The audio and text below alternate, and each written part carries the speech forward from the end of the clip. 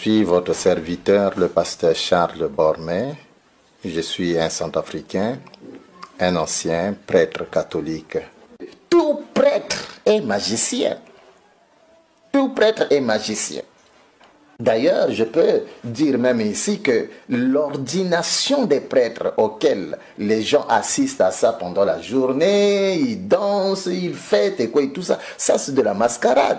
La vraie ordination des prêtres, ça se passe 3 jours avant et pendant la nuit et devant le diable lui-même. À ce moment-là, il n'y avait pas un membre de la famille de ce prêtre-là, il n'y avait même pas les masseurs. Les masseurs, il n'y avait pas de masseurs. Il y a seulement que les prêtres, les monseigneurs, voilà, qui se réunissent là, et le diable en personne. Et c'était comme ça que mon ordination à moi était passée. Même ma propre famille ne savait même pas que j'étais déjà ordonné. Parce que les gens qui parlent beaucoup, ce sont les chrétiens.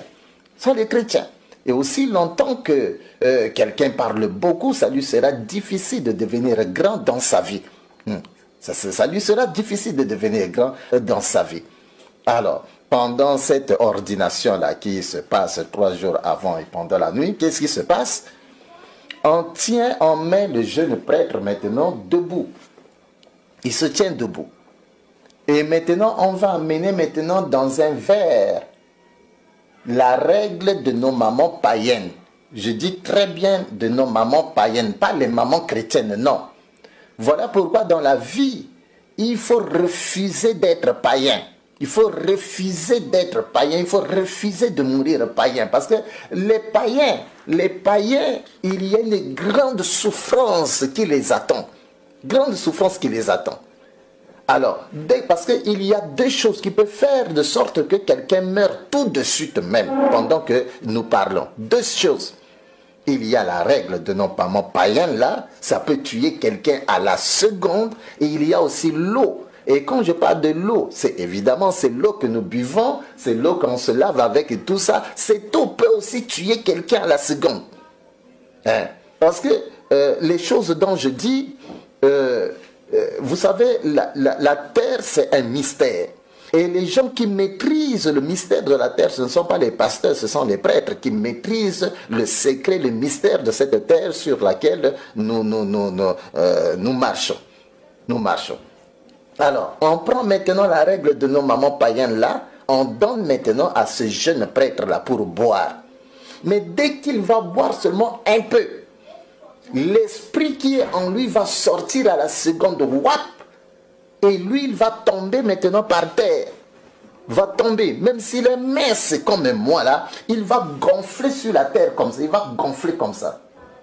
Parce que la chose qui fait de sorte que nous sommes ce que nous sommes, vous êtes ce que vous êtes, la mince, quoi, la forme et tout ça, c'est l'esprit qui est en vous.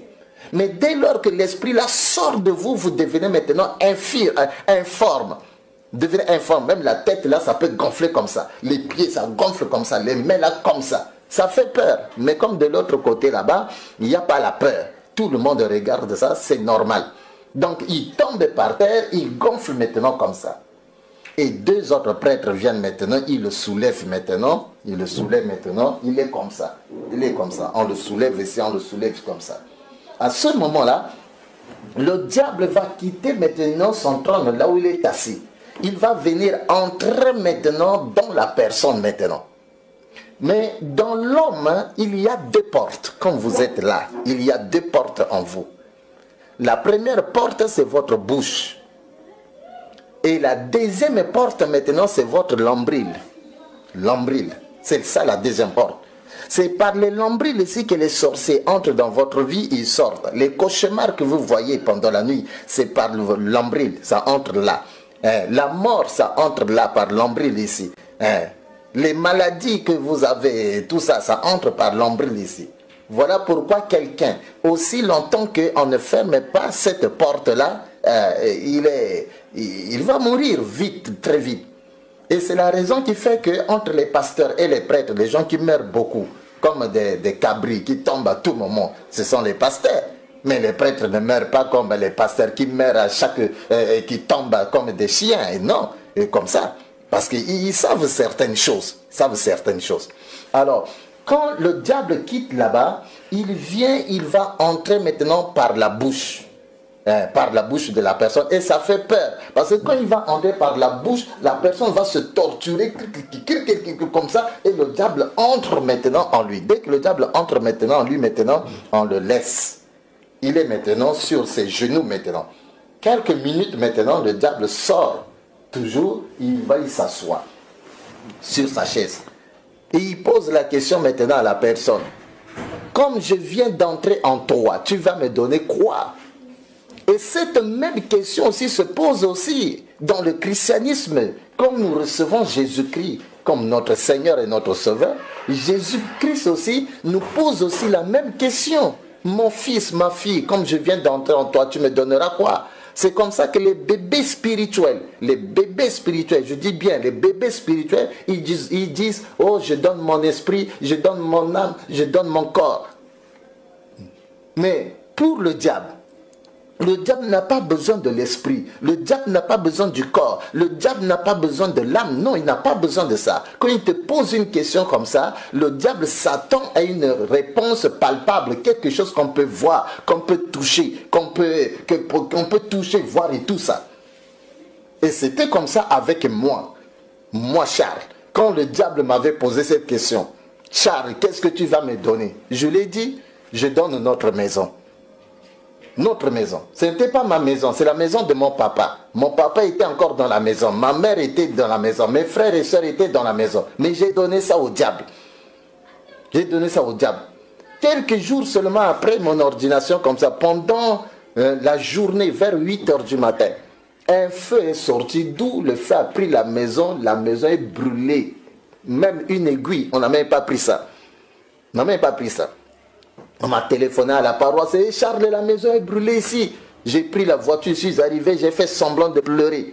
Mais je savais que c'était moi qui avais sacrifié la maison. Donc, quand le diable te pose une question pareille, qu'est-ce que tu vas me donner? Tu vas lui donner des choses palpables, quelque chose qu'on va voir. Qu'on va voir. Et après cela, on va maintenant donner à la personne maintenant des livres sataniques. Il y a le Liber 888, il y a le Liber 777, et il y a l'art puissant de la magie romaine. C'est un livre satanique. Dans ce livre-là, tout ce qui se passe ici sur la terre est déjà écrit déjà par le diable depuis l'an 715, avant même Jésus-Christ, notre Seigneur Jésus-Christ. Donc tout, il n'y a pas d'hasard qui se passe ici sur la terre. Tout a été déjà écrit par le diable. Tout ce qui se passe, même l'arrivée des présidents sur la tête de nos nations, les accidents des avions, les éboulements, les catastrophes, tout ce qui se passe, tout a été déjà écrit par le diable déjà. Et tout était dans ce livre-là qu'on appelle l'art puissant de la magie romaine. À côté de ces livres-là, on va donner à la personne maintenant le miroir. Un miroir maintenant, un petit miroir qui va permettre aux prêtres sataniques maintenant de lire maintenant, de contrôler la volonté de toute sa famille. Contrôler la volonté de toute sa famille. Parce qu'au début, le prêtre ne tue pas. Il ne tue pas. Mais il va tuer par après. Mais au début, il ne tue pas. Au début, il donne seulement la bénédiction de sa famille et tout ça au diable. Voilà pourquoi, si vous constatez très bien, la majorité des frères, des familles des prêtres vivent dans la pauvreté. Ce sont des gens pauvres. Si vous prenez les frères des prêtres, vous prenez les sœurs des prêtres, elles ne se marient même pas. Et même si elles se marient, elles n'ont même pas d'enfants. Elles sont dans la pauvreté. Il n'y a que le prêtre lui seul qui est entre guillemets béni. Et tout le monde dépend seulement de lui seulement. Dépend seulement de lui. Comme ça. Ils ne travaillent pas, ils sont des chômeurs et quoi, et tout ça. La majorité des sœurs biologiques des prêtres, ce sont des prostituées. Et elles n'ont pas de mari et quoi, et tout ça. Voilà, parce que le prêtre là a pris toute la bénédiction de la famille, il a donné ça au diable, etc. Alors, donc, il y a le miroir, on donne aussi ce qu'on appelle la boule cristal.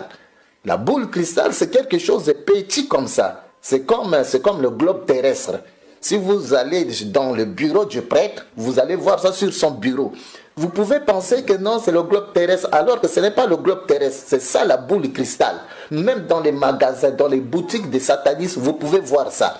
Mais ce boule cristal-là, la nuit, si on pose ça ici, dans cette maison ici, ça va éclairer cette maison ici. Même si c'est une aiguille qui tombe, nous allons voir ça. Vous allez voir, vous allez prendre ça. Mais si un enfant de Dieu qui craint Dieu, dès qu'il entre dans cette maison, la boule cristal, ça s'éteint de lui-même. Et le sataniste sait déjà que non, celui-là, c'est un enfant de Dieu. Hein?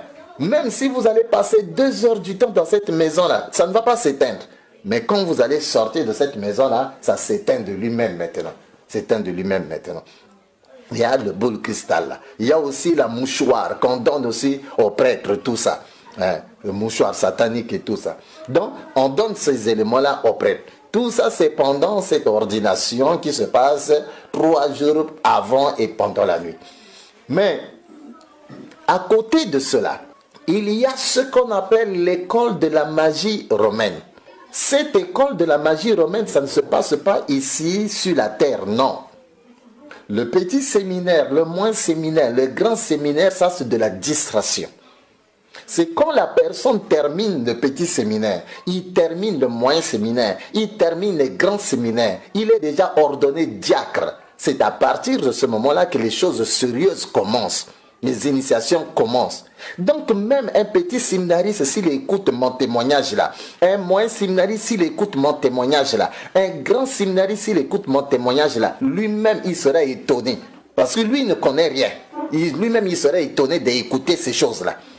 Parce que pourquoi? Parce que ce monsieur de petit séminaire là, ce monsieur là, ce garçon là de moyen séminaire, grand séminaire là, lui on peut le chasser demain.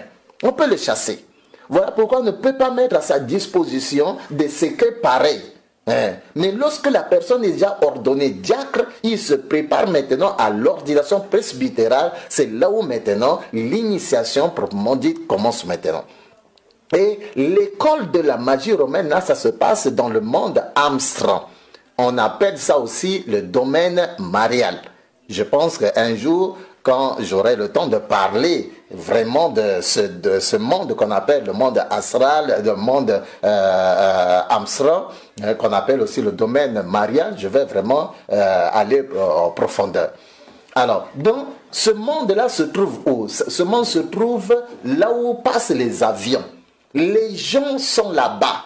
Les gens ne sont pas seulement ici sur la terre, ici, l'Afrique, l'Europe, l'Asie, l'Océanie, l'Amérique. Non, 7 milliards de personnes, non. Dans l'univers, il y a 8 mondes. 8 mondes. Et dans les 8 mondes, Dieu n'a seulement qu'un seul monde qui est le paradis. Les 7 autres mondes-là appartiennent au diable. Notre Seigneur Jésus-Christ, Dieu, il a seulement un seul monde qui est le paradis. Les 7 autres mondes-là appartiennent seulement au diable. Et c'est le diable qui est le maître de ce monde-là. Donc le monde Amsterdam qu'on appelle le domaine marial, c'est le monde du diable. Un enfant de Dieu, un chrétien ne peut pas aller là-bas. Ne peut pas aller là-bas. Donc là-bas, il y a des gens qui vivent exactement comme nous vivons ici sur la terre. Qui vivent exactement comme nous vivons ici sur la terre. Là-bas, il n'y a pas de soleil, il n'y a pas la pluie, il n'y a pas la poussière. Les maisons qui se trouvent là-bas, ce ne sont pas les maisons construites avec la main de l'homme, non. Ce sont les maisons que le diable lui-même, il invente comme ça, comme ça. Il y a de belles routes là-bas. On n'a rien ici sur la terre ici. Non, on n'a rien ici sur la terre. Donc c'est là-bas que ça se passe, l'école là de la magie romaine.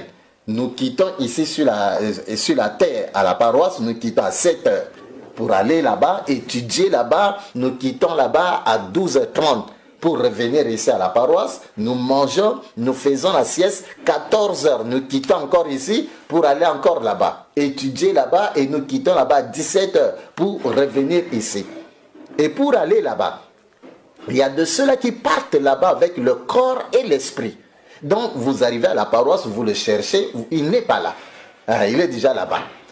Mais il y a de ceux-là qui partent là-bas avec l'esprit seulement. Ils laissent le corps à la paroisse. Non, vous arrivez, vous le trouvez, le corps est là. Les yeux ouverts, il regarde, mais il n'est pas là. Mais à ce moment-là, il ne faut pas le toucher. Hein, il ne faut pas le toucher. Pourquoi? Parce que dès que vous le touchez comme ça, c'est fini. Quand il va retourner, il quitte là-bas pour retourner dans son corps, il ne va pas retourner. C'est-à-dire que la porte, la deuxième porte, c'est-à-dire qui est l'ombril ici, parce qu'il devrait retourner par cette porte, il doit entrer ici. Or, quand quelqu'un le touche comme ça, la porte est fermée. Il vient, il veut entrer, la porte est fermée, il commence à errer seulement dans l'espace, circuler dans l'espace. Dans 3 jours maintenant, il meurt. C'est comme ça qu'on dit que non, tel est mort sans maladie, tel est mort sans maladie. Mais en réalité, qu'est-ce qui s'était passé? La personne a essayé de sortir de son corps et quelqu'un d'autre est venu le toucher. Voilà pourquoi il est mort comme ça. Il est mort comme ça. Donc, il y a de cela. C'est comme nous sommes à l'église. Même si nous chantons les mêmes cantiques, même si nous disons toujours Alléluia, Amen, mais cependant, on n'a pas tous le même niveau de vie spirituelle. Il y a des bébés spirituels au milieu de nous à l'église, tout comme il y a des hommes et des femmes matures au milieu de nous à l'église. C'est la même chose comme ça. Et dans le domaine de la spiritualité, les gens qui ne veulent pas faire des efforts pour grandir, ce sont les chrétiens. Mais regardez un petit sorcier qui arrive aujourd'hui dans la sorcellerie. Dans 6 mois, il devient grand. Dans 3 mois, il devient un grand sorcier. Dans 1 année, il devient un grand sorcier. Mais regardez le chrétien. Depuis qu'il est arrivé, et on l'a baptisé, il est là dans l'église, il a fait 10 ans, il avait 50 ans, il est toujours bébé, bébé, bébé, bébé, bébé, bébé. Il ne veut même pas grandir. Hein? Mais ce n'est pas la même chose de l'autre côté là-bas. Les enfants du diable font des efforts chaque jour pour grandir, Par contre, nous, les enfants du diable, on ne veut pas grandir. On ne veut pas grandir. Nous restons toujours des bébés, des bébés. Et comme ça. Alors, donc, il y a de ceux-là qui partent avec l'esprit là-bas, ils laissent le corps ici. Et tout ça. Mais avant que vous alliez dans cette école pour commencer à apprendre les choses là-bas, apprendre l'école de la magie romaine, vous devez d'abord faire une alliance avec le diable. Parce que vous ne pouvez pas marcher avec quelqu'un si vous n'avez pas encore fait une alliance avec lui. Et c'est la même chose dans le christianisme. Tu ne peux pas marcher avec Jésus-Christ sans que tu ne puisses pas faire une alliance d'abord avec lui. Ça ne marchera pas. Si tu veux marcher avec quelqu'un, fais d'abord une alliance avec lui. C'est là que vous allez marcher maintenant ensemble. Alors, maintenant, je devrais maintenant aller dans cette école-là. Mais on me dit, Charles, tu dois d'abord faire une alliance avec le diable. Bon, le diable, je dis le diable à cause de vous. Parce que de l'autre côté là-bas, on ne l'appelle pas diable. On ne l'appelle pas Satan. On ne l'appelle pas Lucifer. On l'appelle grand maître. C'est ça son nom. On l'appelle grand maître. On me dit, Charles, tu dois d'abord faire une alliance avec les grands maîtres. Comme ça, tu vas maintenant commencer à aller dans cette école-là, là-bas. Et le prêtre blanc à la paroisse, il me dit, Charles, prépare-toi. C'est aujourd'hui le jour où tu dois aller faire ton alliance avec le grand maître. Et il est venu dans ma chambre, il m'a annoncé cela, il est parti. Quelques minutes, il est revenu. Il me pose la question, est-ce que tu es déjà prêt? Je dis oui, je suis prêt. Il me dit, bon, allons-y. C'était pour moi la première fois de faire cette expérience. Pendant qu'il marchait dans le couloir et que j'étais derrière lui, en faisant seulement quelques pas derrière lui, on se retrouvait directement là-bas, dans le monde abstrait là. En faisant seulement quelques pas derrière lui comme ça, on s'est retrouvés, et lui et moi, on s'est retrouvés là-bas, dans le monde abstrait. Mais on s'est retrouvés dans une grande salle. C'est une salle qui peut prendre même 5000 personnes. Il y a des hommes, il y a des femmes, des grandes personnes. Il y a des blancs, il y a des noirs, il y a des jaunes, il y a toutes sortes de personnes. Des Chinois, des Japonais, des Noirs, des Français, toutes sortes de personnes. Si c'est beaucoup, c'est 5000 personnes. Ils étaient assis dans une grande salle. On n'a pas de salle ici sur la terre. On n'a pas de salle. Et les fauteuils que les gens là s'asseyaient dessus, ce n'étaient pas des chaises en plastique là que nous avons ici sur la terre. Non, ce sont des beaux fauteuils. C'est comme les fauteuils des ministres là. Des ministres là. Des beaux salles. Il n'y a pas des haut-parleurs. Non, non, il n'y a pas ça. Alors, maintenant, on s'est retrouvés là. Alors, moi, Vous voyez, d'habitude, quand vous arrivez pour la première fois quelque part, même si c'est dans une église, vous avez tendance de vous asseoir derrière. Alors moi, je voudrais m'asseoir derrière. Le prêtre blanc me dit, non Charles, ta place n'est pas ici, ta place c'est devant là-bas. Et le prêtre blanc, il m'a fait dépasser tous les gens et nous sommes arrivés devant. Mais tous ces gens-là étaient là en train de me regarder. Ils ne regardaient pas le prêtre blanc, non. Mais ils me regardaient seulement. Quand nous sommes arrivés devant, il me dit, attends à ce niveau.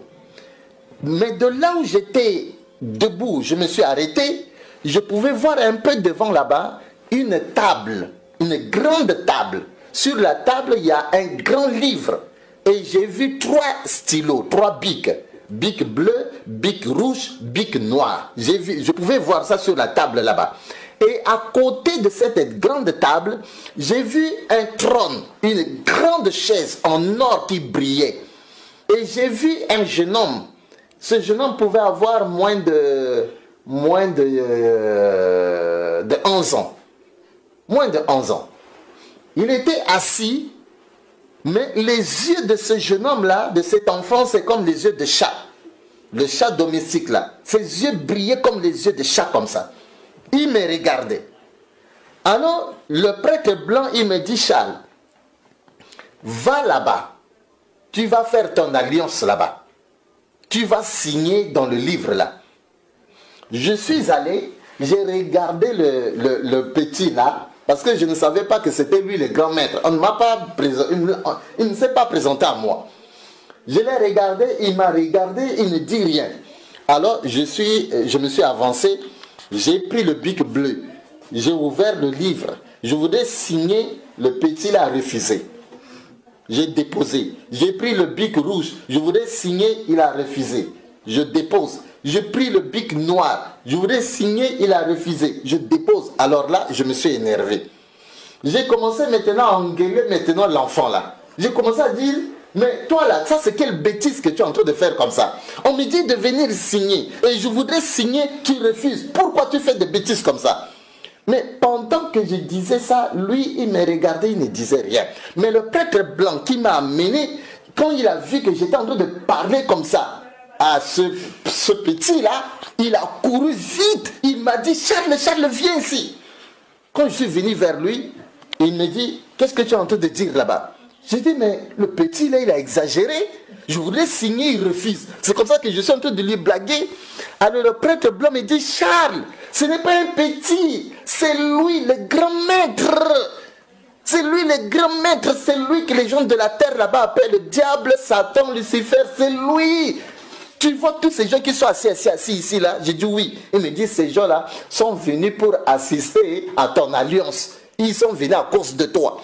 Et tous ces gens qui sont assis ici là, leur vie dépend seulement de ce grand maître là que tu vois là. Même ta vie à toi, Charles, dépend de lui.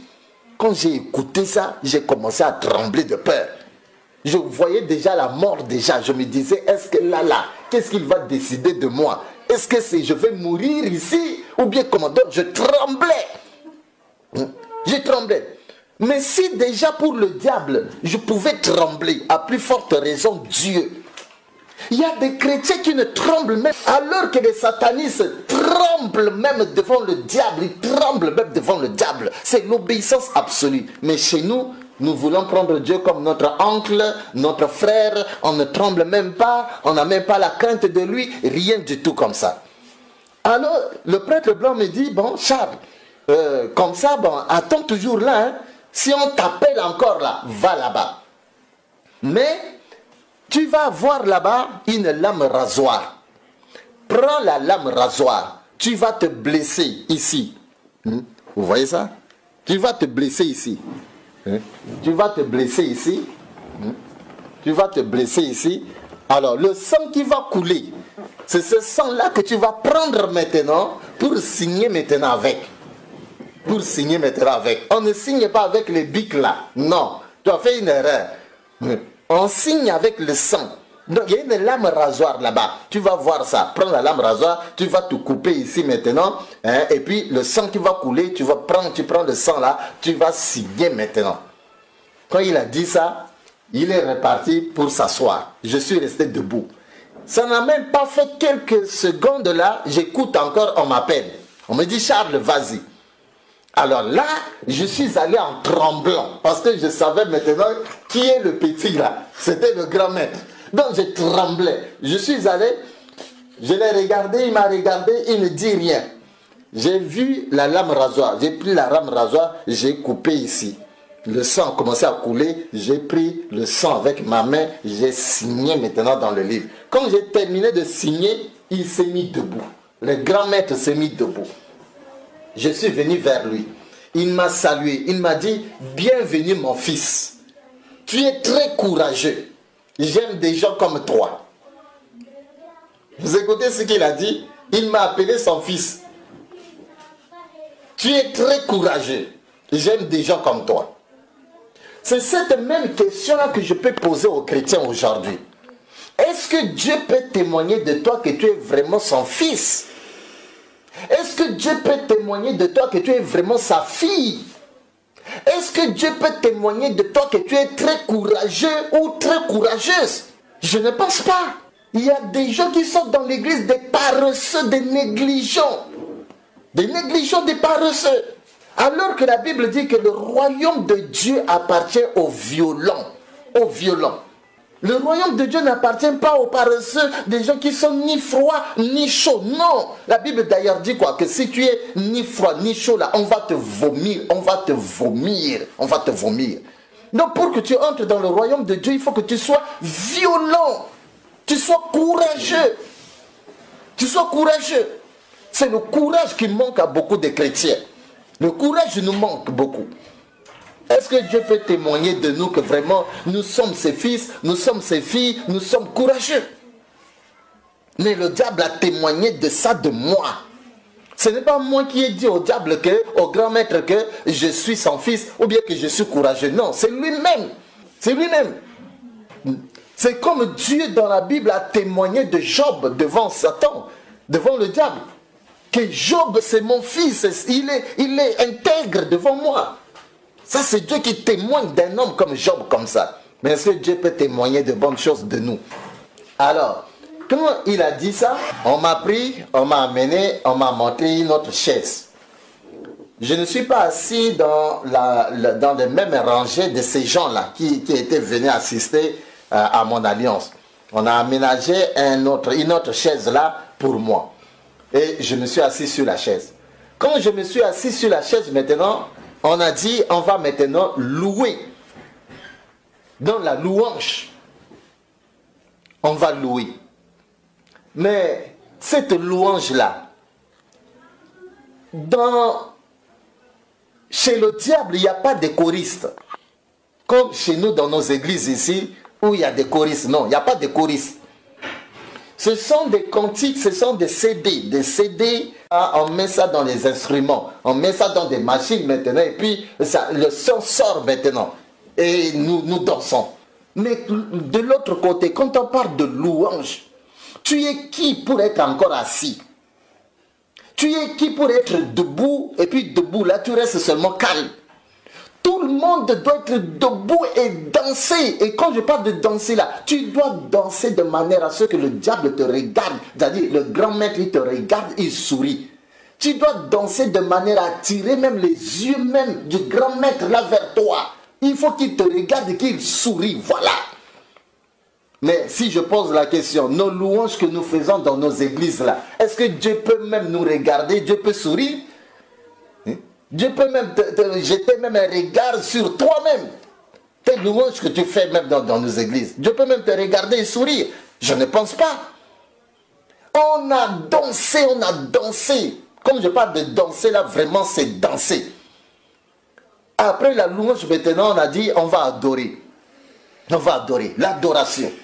Mais tu es qui pour être encore assis? Ou bien tu es qui pour être debout? Tout le monde à genoux.